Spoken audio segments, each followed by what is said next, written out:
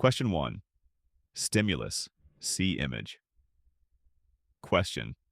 Adams's statement most clearly reflects support for a system of checks and balances to restrain tyranny. B. Direct democracy is the purest form of government. C. A stronger role for state militias against federal troops. D. Absolute executive authority to enforce order.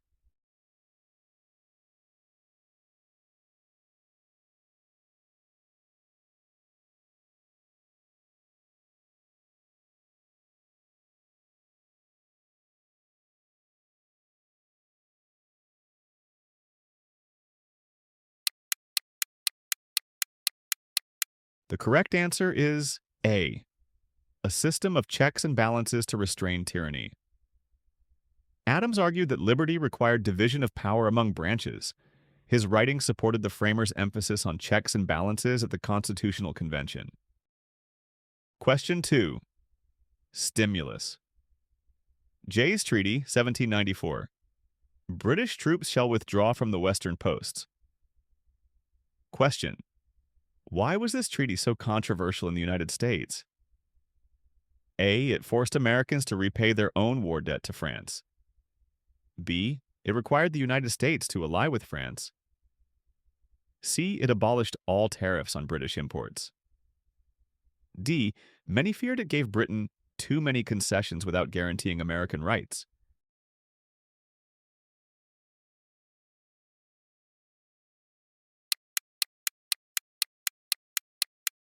The correct answer is D. Many feared it gave Britain too many concessions without guaranteeing American rights. While Britain agreed to leave Western forts, critics thought Jay had failed to secure neutral trading rights. The treaty deepened partisan divides between pro-British Federalists and pro-French Republicans. Question 3. Stimulus. See image. Question. Henry's remarks most clearly reflect A. Support for Hamilton's financial program. B. Loyalist hopes for a return to monarchy. C. Anti-federalist fears of concentrated executive power. D. Advocacy for women's suffrage.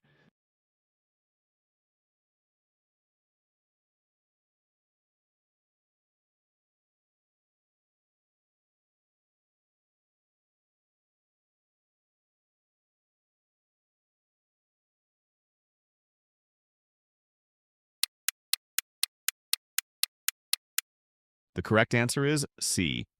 Anti-federalist fears of concentrated executive power. Henry worried the new Constitution gave the president monarch-like powers. His opposition reflected broader anti-federalist skepticism toward a strong national government. Question 4. Stimulus. Parliamentary debate, 1764. The colonies, having been protected in the late war, ought reasonably to contribute to the charges of empire. Question. The reasoning in this excerpt most directly led to which British policy shift?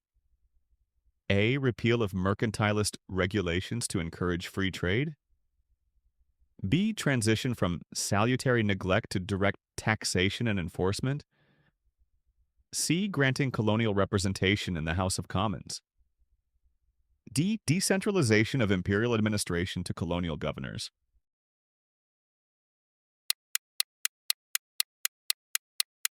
The correct answer is B.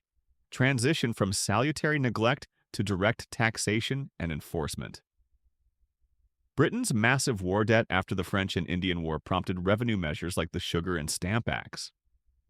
These marked a deliberate end to lax enforcement and ignited an imperial crisis. Question 5. Stimulus. Colonial pamphlet, 1765. To tax us without our consent is to reduce us from free subjects to tributaries. Question. The author's claim most directly reflects which political tradition? A. Divine right monarchy. B. Radical abolitionism. C. Physiocracy and land as the sole source of wealth. D. Republicanism grounded in the rights of Englishmen.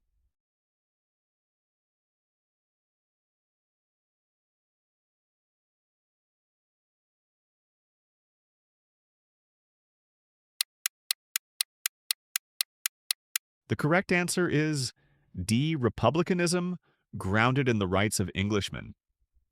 Colonists drew on English constitutionalism and republican thought to assert consent-based government. This rhetoric evolved toward natural rights arguments by 1776. Question 6. Stimulus. C chart. Question. Which colonial development was most immediately linked to the trend depicted? A. Rapid territorial cessions by native nations. B. Colonial acceptance of parliamentary taxation. C. Widespread non-importation agreements and protests. D. Expansion of Anglican establishments in New England.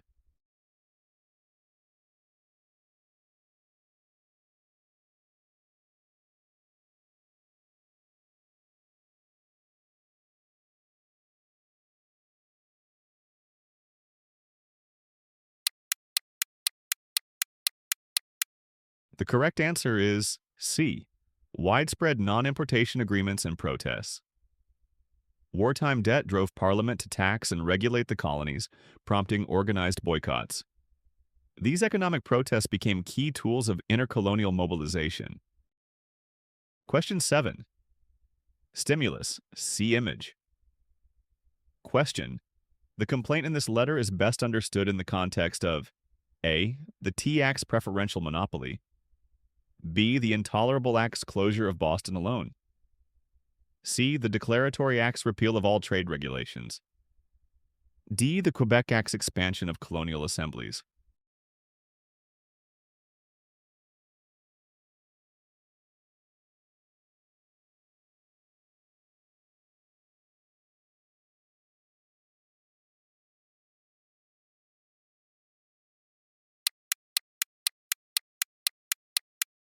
The correct answer is A.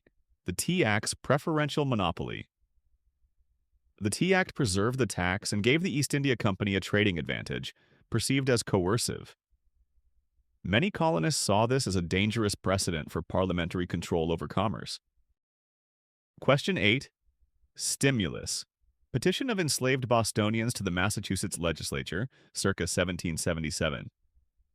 We have no property. We have no wives, no children, no city, no country. Question.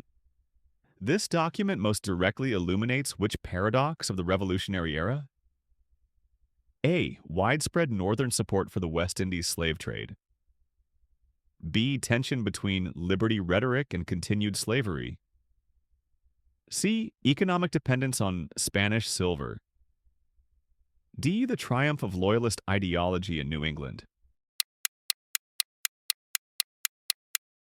The correct answer is B. Tension between liberty rhetoric and continued slavery. Enslaved petitioners used revolutionary language to press for freedom. Their appeals underscore the contradiction between proclaimed universal rights and persistent bondage. Question 9. Stimulus.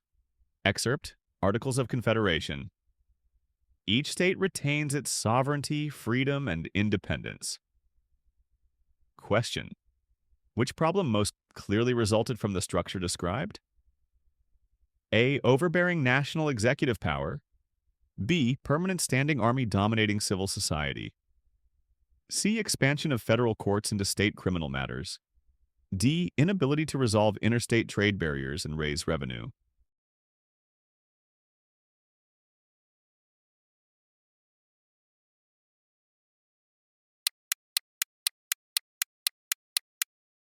The correct answer is B. Inability to resolve interstate trade barriers and raise revenue. The Confederation government lacked taxing authority and power over commerce. Fiscal weakness and economic fragmentation spurred calls for reform. Question 10. Stimulus. Shays Rebellion broadside, 1786-87. Farm foreclosures, debtors protest, courts shut down. Question. Elite support for the Philadelphia Convention drew most directly on which interpretation of this event? A. Proof that the militia system was too strong. B. Evidence that popular protest was a legitimate check on creditors. C. Warning that weak central government threatened property and order. D. Confirmation that foreign invasion was imminent.